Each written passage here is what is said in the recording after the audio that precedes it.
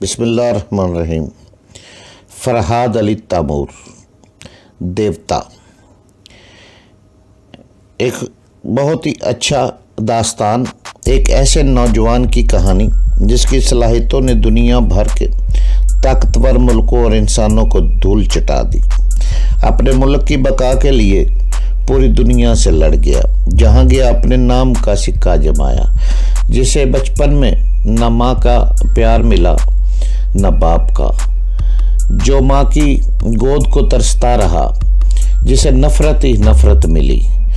تو جناب اس کی طرف چلنے سے پہلے آپ پلیز چینل کو سبسکرائب کریں، لائک اور شیئر کریں تاکہ ہر آنے والی قسط آپ کو فوری مل سکے۔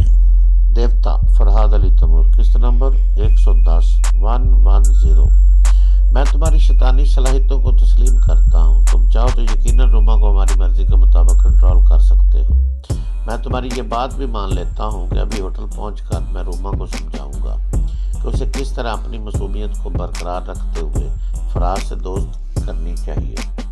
لیکن تم یہ کیسے کہہ سکتے ہو کہ فراد جیسا چلاک آدمی حسین لڑکیوں کو دیکھ کر پھسل جاتا ہوگا؟ ماسٹر یوشے نے جواب دیا، میں انجلا کی موت سے لے کر اب تک فراد کے کریکٹر کی اسٹڈی کرتا آ رہا ہوں۔ میں نے انجلا کے قتل کی تفتیش کرنے والے افسروں کے دماغوں کو بھی پڑھا ہے۔ جب وہ انجلا کے پوسٹ مارٹم کی رپورٹ پڑھ رہے تھے تو اس رپورٹ میں ایک جگہ یہ بھی لکھا تھا کہ اس کے تعلقات قائم ہوئے، اس کے بعد اسے قتل کیا گیا تھا، یعنی رات اس نے اس کے ساتھ گزاری تھی۔ پھر جس کوٹھی میں آگ لگی تھی اور فراد نے ایک بچے کی جان بچائی تھی، وہاں جا کر تم نے فیروز نامی ایک نوجوان سے ملاقات کی۔ جب تم فراد کے ہوٹل کا پتہ معلوم کر کے رخصت ہو گئے تھے تو میں نے فیروز کی سوچ کے ذریعے فراد کے متعلق مزید معلومات حاصل کی۔ اس کی سوچ سے پتہ چلا کہ فراد حیدرآباد کے اسٹیشن سے ٹرین میں سوار ہوا تھا۔ وہ اتنا ہینڈسم اور سمارٹ ہے کہ فیروز کی ایک معشوقہ نرگس اس کے مردانہ حسن سے سحرزدہ ہو کر اس کے کیبن میں رات گزارنے چلی گئی تھی۔ کیا اس سے پتہ نہیں چلتا کہ وہ لیڈی کلر ہے اور حسین لڑکیوں کو دیکھ کر خود بھی پھسل جاتا ہے؟ بیل منڈو، میں نے کہا نہ کہ تم صرف جسمانی قوت پر ناز کرتے ہو، مگر ہم دماغ سے انسانوں کے اندر گھس کر اس کی کمزوریوں کو پتہ چلاتے ہیں۔ تم میری عقل کے مطابق عمل کرو، میں بہت جلد فرات تک پہنچ جاؤں گا اور تمہیں آزاد کر دوں گا۔ میں عمل کروں گا۔ تم یہ بتاؤ روما فراد کی زبان کیسے کھلوا سکتی ہے؟ ماسٹر یوشے نے جواب دیا، اب جب تم اور روما میرے حکم کی تعمیل کرو گے تو میں تم لوگوں سے زیادہ پیچیدہ کام نہیں لوں گا۔ میں فراد سے نمٹنے کے لیے خود وہاں پہنچ رہا ہوں اور یہ چاہتا ہوں کہ میرے پہنچنے تک روما اسے اپنی دوستی کے بندھن میں باندھے رکھے۔ وہ بھی مطمئن رہے کہ اس کے گونگے بلیک بیلٹ مقررہ اوقات میں تم سے مقابلہ کرتے رہیں گے اور ایک دن تمہارا خاتمہ کر دیں گے۔ اسے اس خوش فہمی میں مبتلا رہنے دو، میں بہت جلد آ رہا ہوں۔ اس کی باتیں سن کر بیل منڈو اسی جگہ واپس آنے لگا جہاں کچھ دیر پہلے مقابلہ ہوا تھا۔ میں نے شیتل اور چیتل کو اشاروں میں سمجھایا کہ وہ اب جا کر آرام کریں، میں ضرورت کے وقت ان سے رابطہ قائم کر لوں گا۔ وہ میری ہدایت کے مطابق دونوں رخصت ہو گئے۔ بیل منڈو میری طرف آ رہا تھا، میں ٹیکسی اٹھائے اس کی طرف بڑھنے لگا۔ خاموشی سے چلنے کے دوران میں ماسٹر یوشے کی سوچ کو پڑھ رہا تھا۔ یہ معلوم کرنا ضروری تھا کہ وہ کب تک یہاں پہنچ رہا ہے۔ میں چاہتا تو ایک بار پھر اس سے دور بھاگ سکتا تھا، مگر اب تک فرائیت حاصل کرنے کا کوئی خاصا نتیجہ برآمد نہیں ہوا تھا۔ نہ تو ماسٹر یوشے سے پیچھا چھوٹا تھا اور نہ ہی بیل منڈو سے مائکرو فلم حاصل کر سکتا تھا۔ اگر شیتل سے مقابلے کا کوئی نتیجہ نکلتا اور بیل منڈو مارا جاتا تو میں اس کی مصنوعی ناک کو اکھاڑ کر مائکرو فلم حاصل کر لیتا، لیکن میں نے یہ سوچ کر صبر کر لیا تھا کہ آئندہ بھی دیانتداری سے مقابلہ ہونے والا ہے اور بیل منڈو ہمیشہ میری نظروں کے سامنے رہے گا۔ جب چاہوں گا اس سے فلم حاصل کر لوں گا۔ مگر اب دیانتداری کا سوال پیدا ہی نہیں ہوتا تھا۔ بیل منڈو اپنی بھتیجی روما خاطر بے ایمانی کے لیے آمادہ ہو گیا تھا، پھر میں کیوں پیچھے رہتا؟ میں نے فیصلہ کر لیا تھا کہ جتنی جلد ممکن ہوگا ماسٹر یوشے کے جہاں پہنچنے سے پہلے ہی میں مائکرو فلم حاصل کر لوں گا۔ اس کے بعد ماسٹر یوشے رہ جائے گا، اس سے تو کسی کی صورت نمٹنا ہی ہوگا۔ آخر وہ کب تک میرا پیچھے जाएगा और मैं आगे आगे भागता रहूँगा। यही सोचकर मैं शैतान की सोच को पढ़ रहा था। लेकिन वो शैतान बैलमंडू से सोचकर राब्ता ख़त्म करने के बाद किसी शख्स को वहाँ की मुकामी ज़ुबान में मुखातब कर रहा था। मैं वो ज़ुबान नहीं जानता था, इसलिए उसके इरादे को ना समझ सका कि वो क्या करना चाहता है। थोड़ी देर बाद वो रिसीवर उठाकर नंबर डायल करने लगा। उसकी सोच से पता चला कि वो एयरपोर्ट इंक्वायरी का नंबर डायल कर रहा है और ये मालूम करना चाहता है कि पाकिस्तान जाने वाली फ़्लाइट में उसे कोई सीट मिल सकती है या नहीं। इंक्वायरी से पता चला कि परसों की फ़्लाइट में 2 सीटें हैं। उसने दोनों सीटें रिज़र्व करा ली। रिसीवर रखने के बाद जब वो सोचने लगा तो मालूम हुआ किसी शख्स से मुकामी ज़ुबान में वो कह रहा था, क्योंकि अब वो अपनी मादरी ज़ुबान अंग्रेज़ी में सोच रहा था।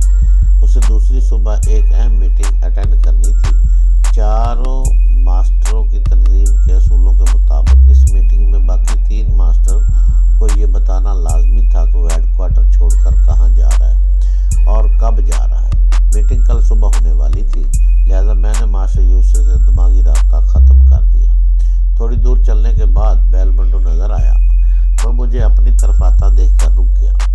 जब मैं करीब पहुंचा तो उसने दोस्ताना अंदाज में मुसाफा के लिए हाथ बढ़ाया। मैंने भी गर्मजोशी से मुसाफा किया।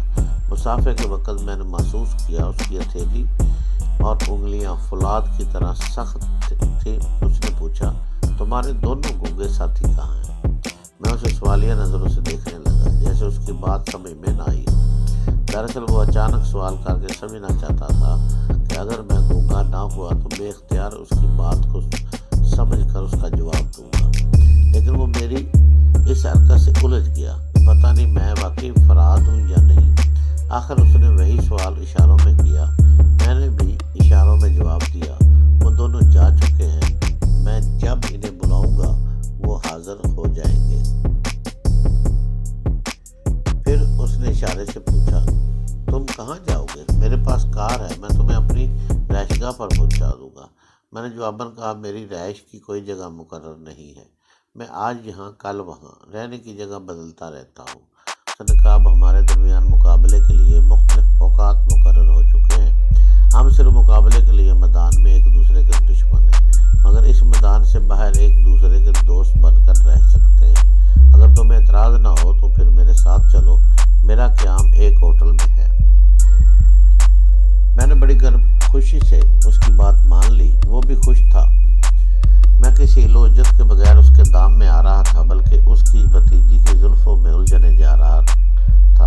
फिर एक दूसरे के शाना बिशाना पहाड़ी रास्ते पर चलते हुए सिमत जाने लगे जहाँ बैलमंडू की कार खड़ी थी। रास्ते में वो मेरे मुतल्लिक़ सोच रहा था, मैं इस गूंगे से क्या बातें करूं? पता नहीं ये गूंगा है भी या नहीं। अगर है भी तो इसके साथ बातें करने के लिए दोनों हाथों को नचाना पड़ता है। लानत है, मैं किन अखियों के दरमियान, किन गूंगों के दरमियान आकर फंस गया हूँ। इस वक्त ये बिल्कुल तन्हा है, तो बड़ी आसानी से इसे मारकर इसका गूंगापन दूर कर सकता हूँ और अभी इसकी ज़ुबान खुलवा सकता हूँ। मेरे असाब में तनाव सा पैदा हो गया। मैं बहुत ही मोहतात अंदाज में उसके साथ आगे बढ़ रहा था और समझ रहा था कि वो जिद्दी और बददिमाग अपने दिमाग से काम लिए बगैर किसी भी लम्हे मुझ पर हमला कर सकता है। ऐसे वक्त मैंने फौरन मास्टर यूसुफ के ज़हन में झांक कर देखा ताकि ये मालूम करूँ वो शैतान इस वक्त बैलमंडू के दिमाग में झांक भी रहा है या नहीं। अगर वो इस बददिमाग के दिमाग में मौजूद होता तो मैं अपने इस शाना बशाना चलने वाले दुश्मन को सोच के जरिए कंट्रोल नहीं कर सकता था। मेरे नसीब अच्छे थे कि इस वक्त मास्टर यूसुफ एक विस्की की बोतल खोले बैठा था और पहला जाम बनाते हुए सोच रहा था कि एक पैक के बाद वो रोमा से दिमागी राब्ता कायम करेगा और इसकी सोच में ये जज्बाती ख्याल बैठाएगा कि पिछली शाम जंगल में जो अटैची वाला गूंगा मिला था वो बहुत हैंडसम और स्मार्ट है। सोच के दायरे को किसी तरफ ऐसा ऐसा मोड़ो तो सोचने वाली नौउम्र लड़कियां रफ्ता रफ्ता इस सिमत मुड़ जाती है। मैं उसे ज़हनी तौर पर फराद की तरफ मोड़ दूंगा। मास्टर यूसुफ की सोच पढ़कर जैसे मुझे इत्मीनान हुआ कि अभी कुछ देर तक बैलमंडू की तरफ वो मतवज्जो नहीं होगा, तो मैंने फौरन ही उसकी बददिमाग की सोच में कहा, मुझे मुझे इस गूंगे पर हमला करने से पहले अच्छी तरह सोच लेना चाहिए। वो नादिदा शैतान ठीक ही कहता है कि बाज़ औक़ात में मैं दिमाग से काम नहीं लेता और काम बिगड़ जाता है। मुझे ज़रा सब्र करके इस शैतान का इंतज़ार करना चाहिए। जब वो मेरे दिमाग में आकर बोलेगा तो मैं उससे कहूँगा कि जिस गूंगे पर फराद का शुबा है वो मेरे साथ होटल इंटरकान की तरफ जा रहा है। अगर रुमा से दोस्ती करने में कामयाब हो गई तो तुम्हारे यहाँ पहुँचने से तक ये हमारी नज़रों के सामने रहेगा, मगर मैं तुम्हारे यहाँ पहुँचने तक इस तनाव नहते आदमी को अपने काबू में कर सकता हूँ। मैं होटल पहुँचकर एक बंद कमरे में इसकी ऐसी पिटाई करूँगा कि उसे ऐसी अज़ियतें पहुँचाऊँगा कि ये ज़ुबान खोलने पर मजबूर हो जाएगा। हाँ, मैं ऐसा कर सकता हूँ, मगर पता नहीं वो शैतान कहाँ चला गया। अगर वो इस वक्त मेरे दिमाग में होता तो मैं इस गूंगे पर हमला करने की इजाज़त मांगता। मैं बेलमंडो को उसकी सोच में समझा रहा था। उसकी सोच ने कहा, मुझे शैतान की इजाज़त के बगैर इतना बड़ा कदम नहीं उठाना चाहिए।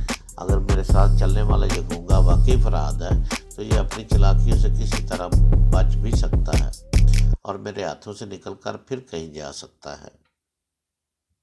अगर ऐसा हुआ तो शैतान मुझे कभी माफ़ नहीं करेगा। मेरे और मेरी रोमा के दिमाग पर हमेशा मुसल्लत रहेगा और हमें नाकाबिले बर्दाश्त अज़ियतें देता रहेगा। नहीं, मैं इतना भी बड़ा रिस्क नहीं ले सकता।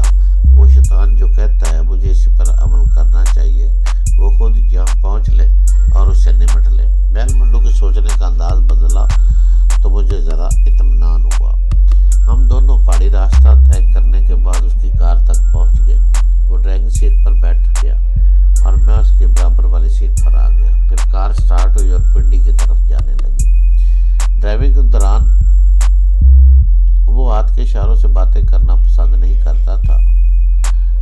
यूँ भी वो मुझसे बेजार था क्योंकि मेरी ही वजह से वो और उसकी भतीजी ज़हनी अजाब में मुब्तला थे।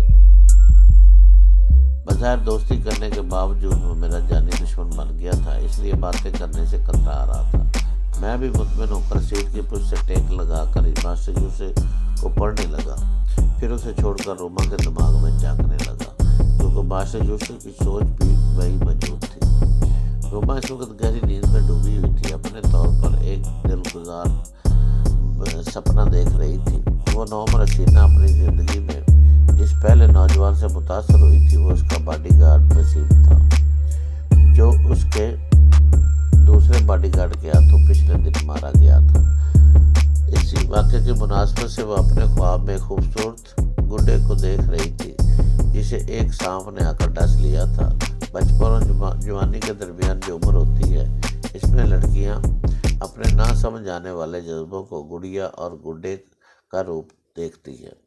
हम टेलीपैथी जानने वाले जागती आंखों से, जागती हुई सोच से लेकर ख्वाबदीदा सोच तक इंसानी नफ्सियात को अच्छी तरह समझते हैं। इसी नफ्सियात के पेश नज़र मास्टर यूसुफ रोमा को इसके ख्वाब में हौले हौले समझा रहा था।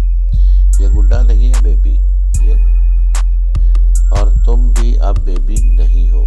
जवानी की आंख से देखो, ये वही है जिसे तुम चाहती हो और ये सांप वो दूसरा बॉडीगार्ड है जिसने तुम्हारी मोहब्बत को डस लिया था। मास्टर यूसुफ के समझाने के मुताबिक रोमा के ख्वाब में आने वाले चेहरे बदलने लगे। वो गुड्डे की जगह वसीम को और सांप की जगह ड्राइवर बॉडीगार्ड को देखने लगी। मास्टर यूसुफ की सोच ने कहा, खिलौने टूटते ही रहते हैं, इसकी जगह दूसरे बेहतर खिलौने खरीद लिए जाते हैं। जो मोहब्बत का एक लफ्ज़ अदा किए बगैर मर जाए और इतना कमज़ोर हो कि तुम्हारा तहफ़्फ़ुज़ न कर सके, उसके लिए अफसोस करने और उसके सपने देखने से कुछ हासिल ना होगा। तुम उसके मुतल्लिक़ सोचो और उसे अपने सपने में देखो जो गूंगा था और बहुत हैंडसम और स्मार्ट था। सपने की स्क्रीन पर गूंगा चेतल नजर आया जो दिलेर था, जिसने ड्राइवर बॉडीगार्ड को मार डाला था। मास्टर यूसुफ की सोच ने कहा, वो गूंगा दिलेर ज़रूर है मगर ऐसा स्मार्ट नहीं है कि तुम्हारे शाना बिशाना खड़ा हो सके। इस गूंगे के मुतालिक सोचो जो इसके बाद एक अटैची उठाए तुम्हारे सामने आ रहा था। मास्टर यूसुफ की सोच उसके सपने में आहिस्ता आहिस्ता रिंग रही थी। اور سپنا دیکھنے کے انداز کو بدل رہی تھی۔ خواب کا تعلق لاشعور سے ہوتا ہے اور لاشعور دماغ کا ایک تاریک حصہ ہے۔ چونکہ اس کا تعلق دماغ سے ہے اور سوچنے کی قوت سے ہے، اس لیے ٹیلی پیتھی جاننے والے سپنوں کی رہ گزر تک پہنچ جاتے ہیں۔ ماسٹر یوشی نے میرے متعلق تاریخ پیدا کی تو وہ سپنے میں مجھے بھی اسی جگہ دیکھنے لگی۔ پچھلے دن وہ اس جگہ میرے سامنے زیادہ دیر تک نہیں ٹھہر سکی تھی، لیکن سپنا ایک جگہ ٹھہر گیا تھا اور اس کی سوچ مجھ پر آ کر ٹھہر گئی تھی۔ ماسٹر یوشی نے اس کی سوچ میں کہا، ہاں یہ گونگا واقعی ہینڈسم ہے، اور مجھے اس طرح پہلے کیوں نظر نہیں آیا جس طرح اب نظر آ رہا ہے۔ دراصل مجھے وہاں ٹھہرنے کا موقع نہیں ملا تھا، اس لیے میں اسے دل بھر کر نہیں دیکھ سکی۔ ہاں یہی تو وہ ہے جس کی ہلکی سی تصویر میں نے وسیم میں دیکھی تھی، لیکن وسیم ایسا مکمل نہیں ہو سکا جیسا یہ مکمل آئیڈیل نظر آ رہا ہے۔ میں کیسی نادان ہوں کہ اسے دیکھنے کے باوجود بھلا چکی ہوں، مگر اب اسے نہیں بھلاؤں گی، اسے اپنے خوابوں اور خیالوں میں بہاؤں گی۔ کہتے ہیں کہ لگن سچی ہو تو خوابوں کا شہزادہ حقیقی زندگی میں چلا آتا ہے، یا نہیں؟ اب مجھے کروٹ بدلنا چاہیے، کیونکہ میرا شہزادہ میری حقیقی زندگی میں آ چکا ہے۔